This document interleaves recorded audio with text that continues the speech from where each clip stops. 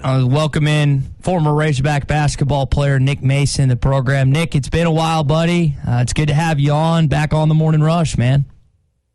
Morning, guys. Good morning. How you guys doing? Man, we're not too bad. Hey, I got to let you know your old buddy Officer Breeden was by this morning. He thought you were going to be here, so he came by to check up on you, and he says hello. So, well, tell him that I've definitely got my driving record a lot better since the last time he arrested me.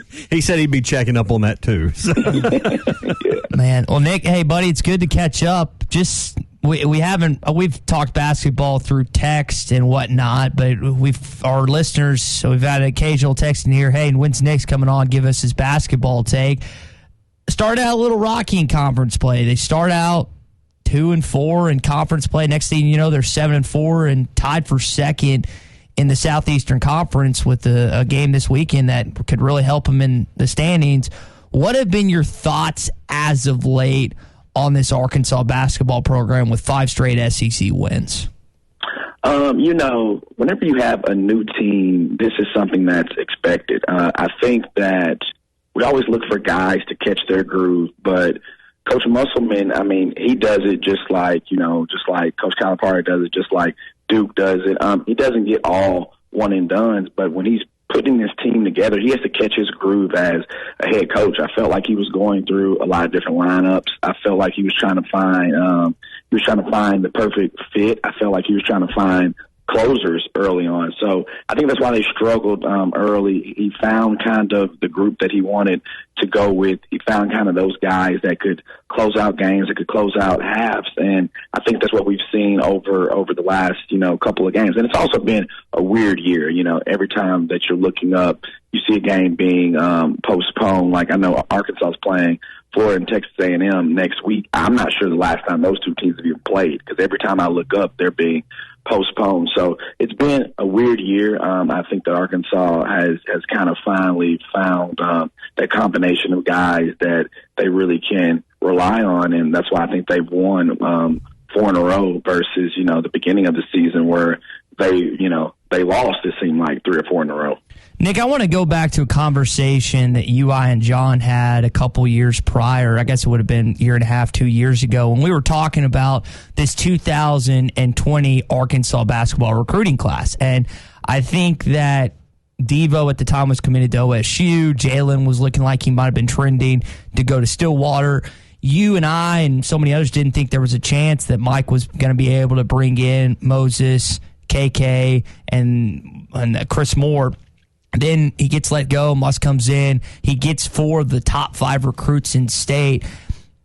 From your perspective, and Moses looking like he's going to be potentially a lottery pick, is it becoming more attractable to go to the University of Arkansas, whether you're in state or out of state?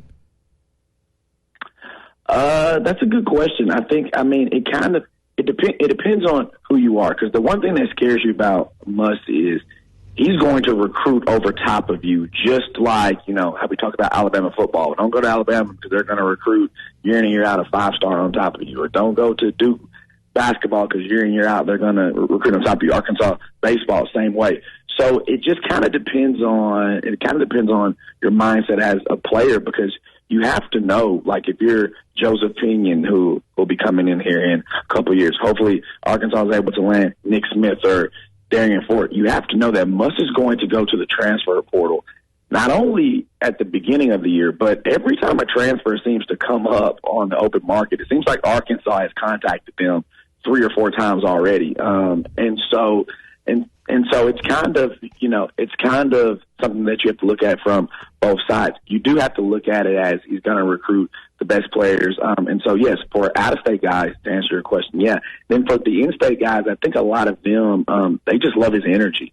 He does things on the recruiting trail that, now, he does legal things, but on the recruiting trail that just a lot of coaches don't do. And just the amount of energy, the amount of time he spends. I've heard a few recruits tell me that he's called them and talked to them about their game film. He's broken it down and been in the second quarter against Conway High School, this is what you should have done off the screen and roll. And guys are just wowed by that. So as long as you're not scared of competition, if you're an elite guy and you think you can beat guys out, then yeah, this is the place for you. But there will be some times to where some in-state kids, I think, go elsewhere just because they do know that Coach Musselman could bring in 5 transfers and those guys could all play over top of you for a couple of years because that's his theory.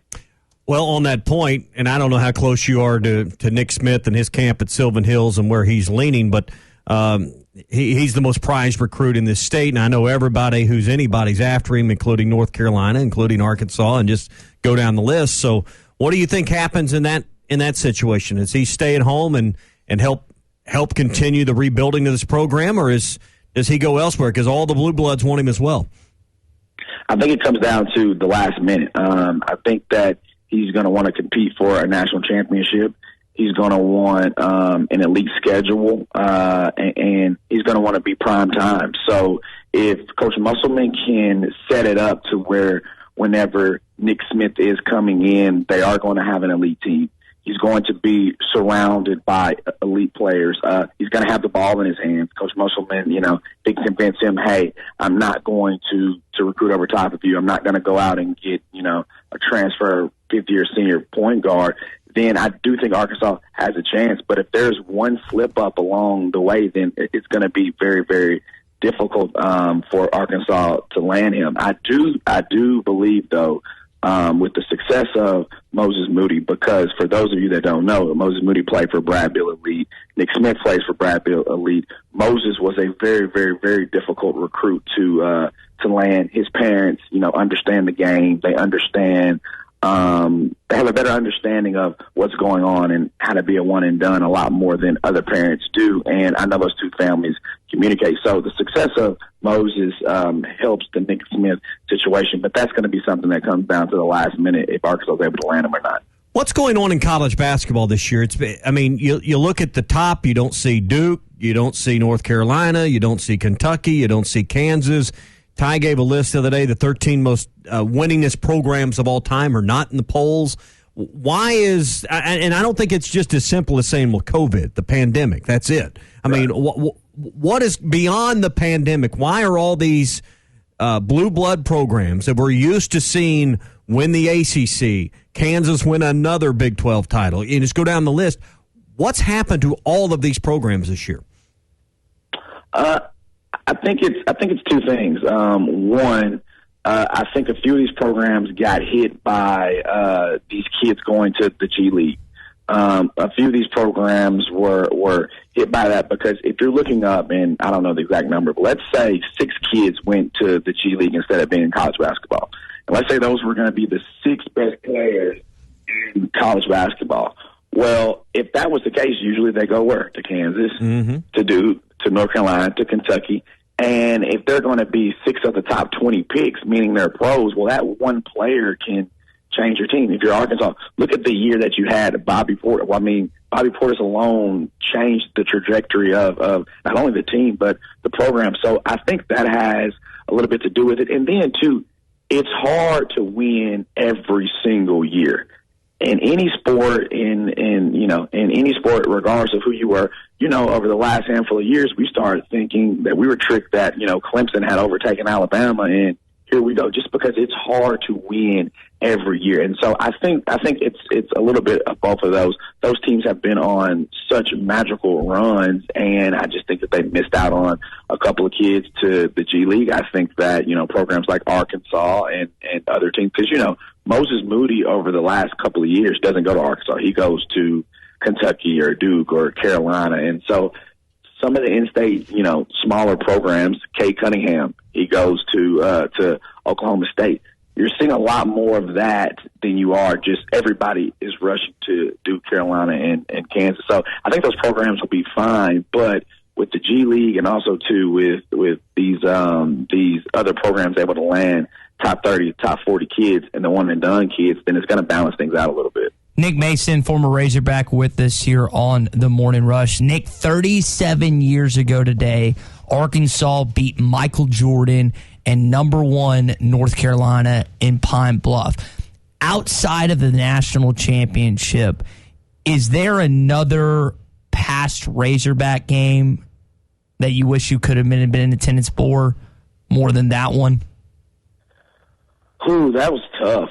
Hey, you know my favorite game, and I'm prisoner of the moment. And this was a great game. Arkansas didn't win, but one of my favorite games. I saw you guys post this the other day, and I was in attendance for this. And this shows why COVID sucks so much, especially for a team like Arkansas, because I think home court for Arkansas gives the Hogs 3 to 5 more wins a year, just because you're playing in Bud Walton.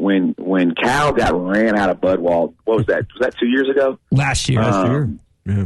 Okay. When he gets run out of Bud Walton and everybody's going crazy, and I just remember the energy of the crowd at that time, and then I can just go back and then I can look at the Anton Beard year whenever Arkansas was down to Tennessee, then ended up beating Tennessee by 12 or 13 points, or even going back to whenever I was playing, whenever it was Texas and Oklahoma. So just any home game with that energy, with that atmosphere, whenever Arkansas beat Kentucky and Rod tried to fight the Kentucky player at the Harrison Twin. It's so much energy in that gym, and that's just why COVID sucks so much, because we can go on for another hour about all the games that I wish I could go back to this game, or I wish I missed out on this one or that one. So I don't have necessarily a game off the top of my head that, oh man, I wish I was in attendance here, but it's just any game, any Saturday, sold out, good weather, I'll go back to any of those. All right, let's wrap it up and leave it here. Hogs, Missouri tomorrow,